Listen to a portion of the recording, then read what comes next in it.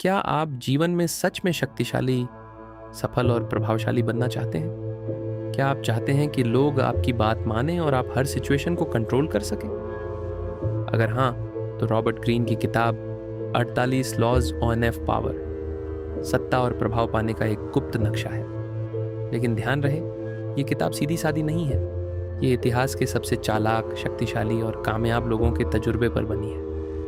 आज के वीडियो में हम इस किताब के सबसे ज़रूरी पहले 5 नियमों को समझेंगे। ये नियम आपके सोचने का तरीका बदल देंगे। चलिए शुरू करते हैं। पहला नियम, नेवर आउटशाइन द मास्टर। अर्थ, अपने आका से ज़्यादा चमकदार मत बनो। ये नियम बहुत सीधा है, लेकिन अक्सर लोग इसे भूल जाते हैं। इसका मतलब है अपने बॉस, सीनियर या किसी भी ऐसे इंसान से जो आपसे ज़्यादा शक्तिशाली है, उसे कभी यह महसूस मत होने दो कि आप उससे ज़्यादा स्मार्ट या काबिल हो। क्यों?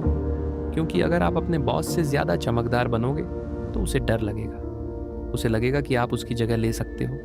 और जब किसी शक्तिशाली इंसान को डर लगता है तो वह सबसे पहले उस डर की वजह यानी आपको को हटा देता है। चाणक्य ने कहा था, नौकरी में हमेशा अपने मालिक की तारीफ करते रहो। उसे दिखाओ कि उसकी बुद्धि तुमसे ज़्यादा है। इससे वह तुम पर हमेशा खुश रहेगा।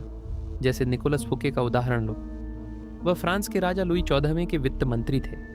उन्होंने एक बहुत ही शानदार पार्टी दी जिसमें राजा भी आए थे।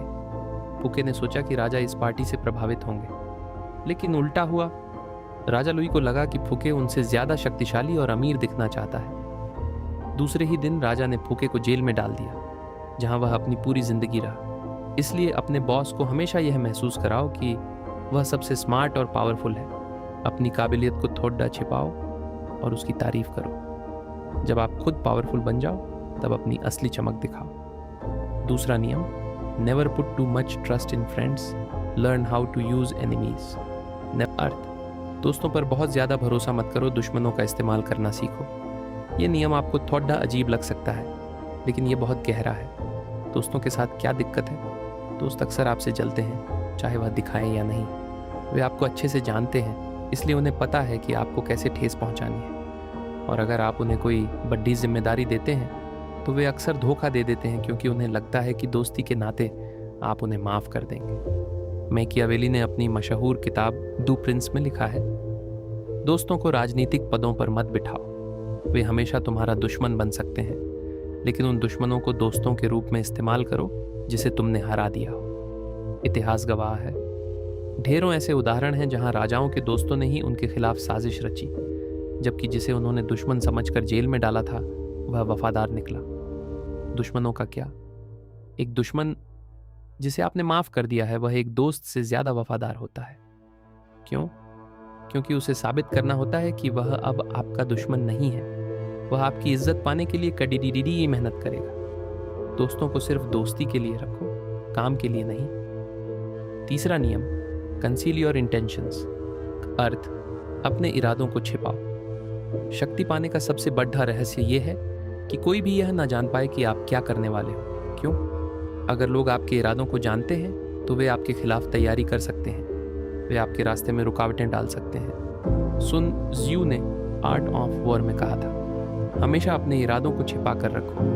जब दुश्मन को पता ना चले कि तुम क्या करने वाले हो तो वह हमेशा तुमसे डरेगा। जैसे जूलियस सीजर का उदाहरण, वह सीनेट के लोगों से मिलकर उन्हें अपनापन महसूस करा रहा था, जबकि उसके दिमाग में राजा बनने का प्लान चल रहा था। सीनेट को इस प्लान का बिल्कुल भी अंदाज़ा नहीं था। जब उन्हें पता चला तब तक बहुत देर हो चुकी थी। आपको क्या करना चाहिए? हमेशा रहस्यमयी बने रहो। अपनी योजनाओं के बारे में किसी को मत बताओ। लोगों को गलत रास्ते पर ले जाओ, उन्हें कंफ्यूज रखो। जब आप अचानक अपनी चाल चलोगे तो किसी के पास संभलने का टाइम ही नहीं होगा। बोलने से ज़्यादा करने पर विश्वास करो। चौथा नियम, always say less than necessary.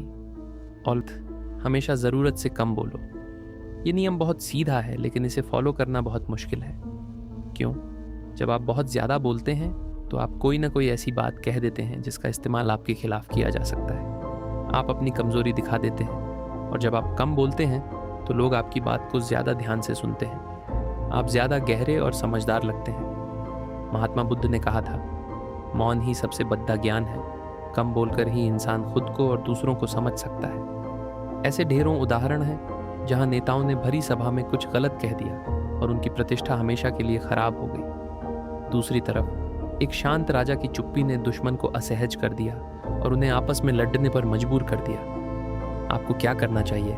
हर बात पर अपनी राय देने की जरूरत नहीं है। शांत रहो, दूसरों की बात सुनो और सिर्फ तभी बोलो जब बहुत जरूरी हो।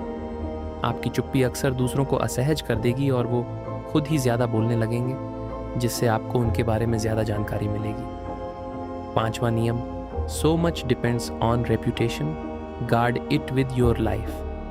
सो इज्जत पर बहुत कुछ निर्भर करता है, इसे अपनी जान देकर भी बचाओ। इज्जत यानी रेप्यूटेशन आपकी सबसे बड़ी संपत्ति है। क्यों? एक अच्छी इज्जत आपको बिना लड्ढे लड्ढे ही जीत दिला सकती है। अगर लोग आपकी इज्जत करते हैं तो वे आपकी बात मानेंगे, आपका साथ देंगे और आपसे डरेंगे। और अगर आपकी इज्जत खराब हो गई तो आप कोई भी लड्ढाई नहीं जीत पाएंगे। शेक्सपियर ने लिखा था, इज्जत सबसे सस्ती चीज़ है लेकिन उसे पाने के लिए पूरी जिंदगी लग जाती है। अगर इज्जत खराब हो जाए तो इंसान अपने ही हाथों मारा जाता है। इतिहास में ढेरों युद्ध और साजिशें सिर्फ एक राजा की प्रतिष्ठा को खराब करने के लिए की गई थी। जब तक उसकी प्रतिष्ठा अच्छी थी उसे कोई हरा नहीं पाया। जैसे ही उसकी प्रतिष्ठा पर आंच आई, उसकी शक्ति भी कमजोर हो गई। आपको क्या करना चाहिए? अपनी इज्जत को कभी भी खराब मत होने दो। इसे बनाने में सालों लगते हैं लेकिन टूटने में सिर्फ एक पल। दूसरों की इज्जत खराब करने की कोशिश करो लेकिन अपनी इज्जत पर कोई आंच ना आने दो। तो दोस्तों, ये थे 48 लॉज ऑन एफ पावर के पहले 5 नियम। ये नियम थोड़े कड़े लेवे लग सकते हैं लेकिन ये सच है। आपको इनमें से कौन सा नियम सबसे ज़्यादा चौंकाने वाला लगा? कमेंट में ज़रूर बताना।